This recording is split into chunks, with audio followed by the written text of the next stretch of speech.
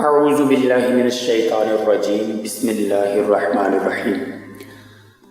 حضرت عیسیٰ علیہ السلام کے آسمان پر اٹھا لیے جانے کے بعد عیسائیوں کا حال بے حد خراب اور نہایت ابتر ہو گیا۔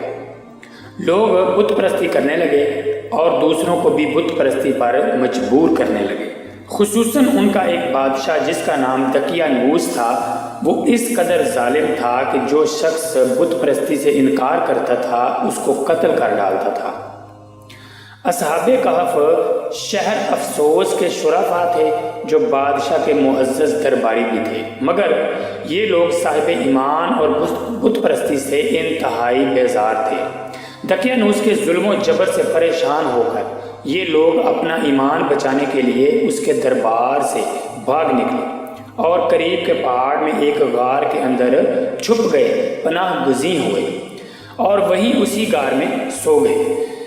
تو اصحاب کہف 300 سال سے زیادہ عرصے تک اسی حال میں سوتے رہ گئے، اسی غار میں۔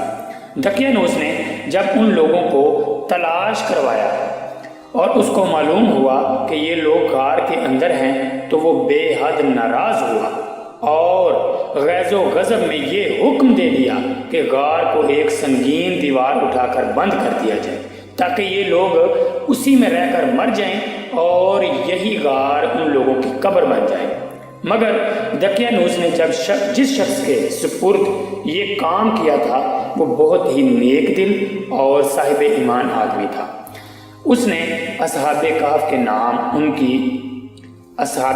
نام اور ان کی تعداد اور ان کا پورا واقعہ ایک تختی پر کندہ کرا کر تانبے کے صندوق کے اندر رکھ کر دیوار کی بنیاد میں رکھ دیا، اور اسی طرح کی ایک تختی شاہی خزانے میں بھی محفوظ کرا دی۔ کچھ دنوں کے بعد دقیانوس بادشاہ مر گیا اور سلطنتیں بدلتی رہیں، یہاں تک کہ ایک نیک دل اور انصاف پرور بادشاہ جس کا نام بیدروس تھا تخت نشین ہوا، جس نے 68 سال تک بہت شان و شوکت کے ساتھ حکومت کی۔ اس کے دور میں مذہبی فرقہ بندی شروع ہو گئی اور بعض لوگ مرنے کے بعد اٹھنے اور قیامت کا انکار کرنے لگے۔ قوم کا یہ حال دیکھ کر بادشاہ رنج و غم میں ڈوب گیا اور وہ تنہائی میں ایک مکان کے اندر بند ہو کر رہ گیا اور اس مکان کے اندر اکیلا اللہ سبحانہ و تعالیٰ کی بارگاہ میں دعا کرنے لگا۔ نہایت ہی بے قراری سے وہ اللہ تعالیٰ سے دعا کیا کرتا کہ یا اللہ کہ کچھ ایسی نشانی ظاہر فرما دے کہ ان لوگوں کو قیامت کے دن کا یقین ہو جائے۔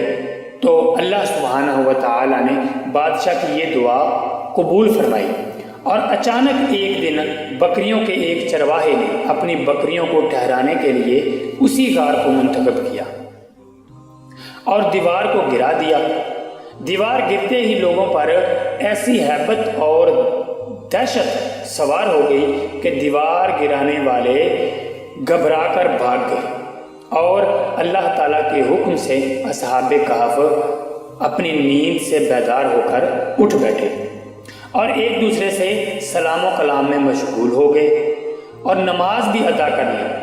جب ان لوگوں کو بھوک لگی تو ان لوگوں نے اپنے ایک ساتھی جس کا نام یملیخا تھا اس سے کہا کہ تم بازار جا کر کچھ کھانا لے آؤ اور نہایت خاموشی سے یہ بھی معلوم کرو کہ دقیانوس ہم لوگوں کے بارے میں کیا ارادہ رکھتا ہے۔ تو یملیخا غار سے نکل کر بازار گئے اور یہ دیکھ کر حیران رہ گئے کہ شہر میں ہر طرف اسلام کا چرچا اور بول بالا ہے، اللہ اکبر، اور لوگ اعلانیہ حضرت عیسیٰ علیہ السلام کا کلمہ پڑھ رہے ہیں۔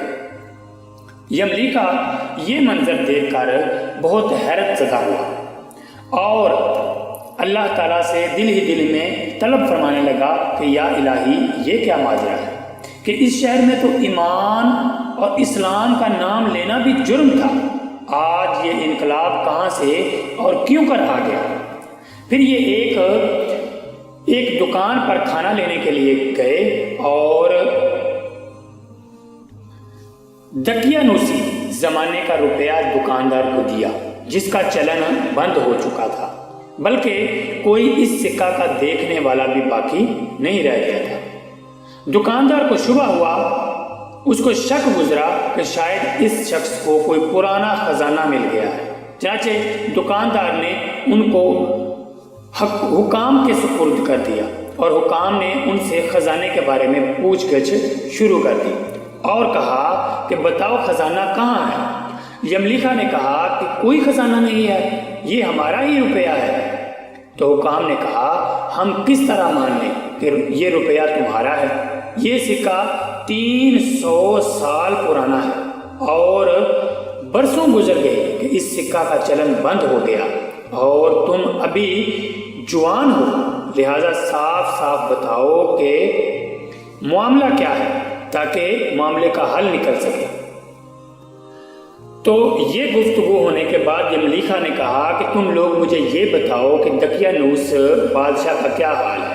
حکام نے کہا کہ آج روئے زمین پر اس نام کا کوئی بادشاہ نہیں ہے، ہاں سینکڑوں برس گزر گئے کہ اس نام کا ایک بے ایمان بادشاہ گزرا ہے جو بت پرست تھا۔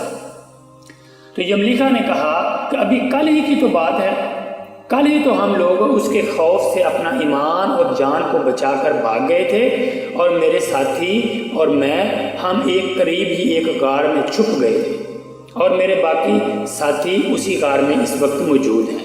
تم لوگ میرے ساتھ چلو، میں تم لوگوں کو ان سے ملا دوں۔ چنانچہ حکام اور عمائدین شہر کثیر تعداد میں اس غار کے پاس پہنچے۔ اصحاب کہف یملیخا کے انتظار میں تھے۔ جب ان کی واپسی میں دیر ہوئی تو ان لوگوں نے یہ خیال کر لیا کہ شاید یملیخا گرفتار ہو گئے، اور جب غار کے منہ پر بہت سے آدمیوں کا شور و غل سنا تو ان لوگوں نے سنا تو سمجھ بیٹھے کہ غالباً دقیانوس کی فوج ہماری گرفتاری کے لیے آن پہنچی ہے۔ تو یہ لوگ نہایت اخلاص کے ساتھ ذکر الہی اور توبہ و استغفار میں مشغول ہو گئے۔ حکام نے غار پر پہنچ کر تانبے کا صندوق برآمد کیا اور اس کے اندر سے تختی نکال کر پڑھا تو اس تختی پر اصحاب کہف کا نام لکھا تھا اور یہ بھی تحریر تھا کہ یہ مومنوں کی جماعت اپنے دین کی حفاظت کے لیے دقیانوس بادشاہ کے خوف سے اس غار میں پناہ گزین ہوئی ہے۔ تو دقیانوس نے خبر پا کر ایک دیوار سے ان لوگوں کو غار میں بند کر دیا ہے۔ ہم یہ حال اس لیے لکھتے ہیں کہ جب کبھی بھی یہ غار کھلے تو لوگ اصحاب کہف کے حال پر مطلع ہو جائیں، یعنی ان کو خبر ہو جائے۔ حکام تختی کی عبارت کو پڑھ کر حیران رہ گئے اور ان لوگوں نے اپنے بادشاہ بیدروس کو اس واقعہ کی اطلاع دی۔ فوراً ہی بیدروس بادشاہ اپنے امراء اور عمائدین شہر کو ساتھ لے کر غار کے پاس پہنچا تو اصحاب کہف نے غار سے نکل کر بادشاہ سے معانقہ کیا اور اپنی سرگشت بیان کی۔ بیدروس بادشاہ سجدہ میں گر کر اللہ سبحانہ و تعالیٰ کا شکر ادا کرنے لگا کہ یا اللہ میری دعا قبول ہوئی، اور اللہ تعالیٰ نے ایسی نشانی ظاہر کر دی جس سے موت کے بعد زندہ ہو کر اٹھنے کا ہر شخص کو یقین ہو گیا۔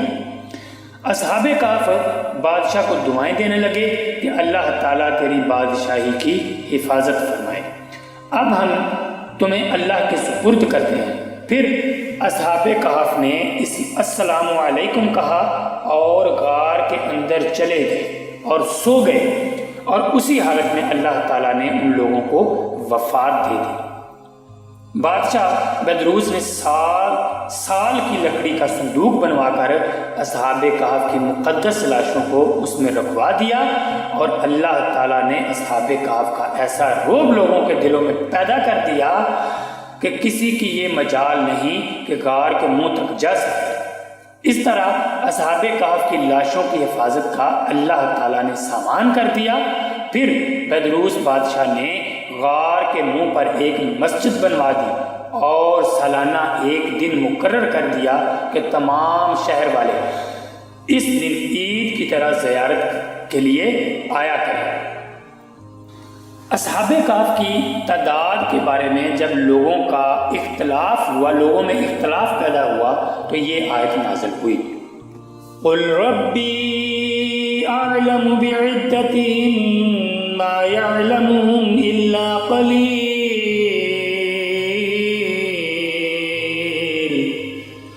فرماؤ میرا رب ان کی گنتی خوب جانتا ہے، انہیں نہیں جانتے مگر تھوڑے۔ حضرت عبداللہ بن عباس رضی اللہ تعالی عنہ نے فرمایا کہ میں انہی کم لوگوں میں سے ہوں جو اصحاب کہف کی تعداد کو جانتے ہیں۔ پھر آپ نے فرمایا کہ اصحاب کہف کی تعداد 7 ہے اور 8واں ان کا کتا ہے۔ قرآن مجید فرقان حمید میں اللہ سبحانہ و تعالی نے اصحاب کہف کا حال بیان فرماتے ہوئے ارشاد فرمایا، کیا تمہیں معلوم ہوا کہ پہاڑ کی کوہ اور جنگل کے کنارے والے ہماری ایک عجیب نشانی تھی؟ جب ان جوانوں نے غار میں ایک پناہ لی، پھر بولے اے ہمارے رب، ہمیں اپنے پاس سے رحمت دے اور ہمارے کام میں ہمارے لیے راہ یابی کے سامان کر۔ تو ہم نے اس غار میں ان کے کانوں پر گنتی کے کئی برس تھپکا، پھر ہم نے انہیں جگایا کہ دیکھیں 2 گروہوں میں کون ان کے ٹھہرنے کی مدت زیادہ ٹھیک بتاتا ہے۔ ہم ان کا ٹھیک ٹھیک حال تمہیں سنائیں۔ وہ کچھ جو ان جوان تھے کہ اپنے رب پر ایمان لائے اور ہم نے ان کی ہدایت بڑھائی۔ سبحان اللہ۔ اس سے اگلی آیتوں میں اللہ تعالیٰ نے اصحاب کہف کا پورا حال بیان فرمایا۔ اصحاب کہف کے ناموں میں بھی بہت اختلاف ہے۔ حضرت علی رضی اللہ تعالی عنہ سے روایت ہے کہ ان کے نام یہ ہیں: یملیخا، مکشلینا، مشلینا، مرنوش، دبرنوش، شازنوش، اور 7واں چرواہا تھا جو ان لوگوں کے ساتھ ہو گیا تھا۔ حضرت علی رضی اللہ تعالی عنہ نے اس کا ذکر نہیں فرمایا۔ اور ان لوگوں کے کتے کا نام قطمیر تھا، اور ان لوگوں کے شہر کا نام افسوس تھا، اور اس افسوس اور ظالم بادشاہ کا نام دقیانوس تھا۔